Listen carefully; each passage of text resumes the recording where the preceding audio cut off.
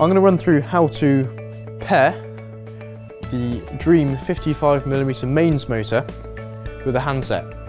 Now the first step is to locate the P2 button on whatever remote control you're using.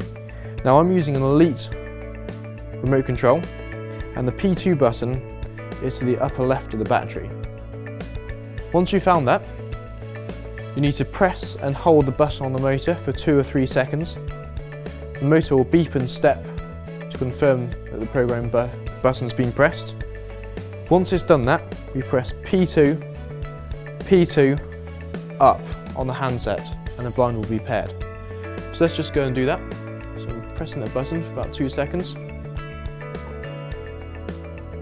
We now press P2, P2, up. So we've had a series of beeps and steps to confirm the blind is paired. And now when we press down, the blind goes down, up, the blind goes up. So we successfully paired the handset to the motor.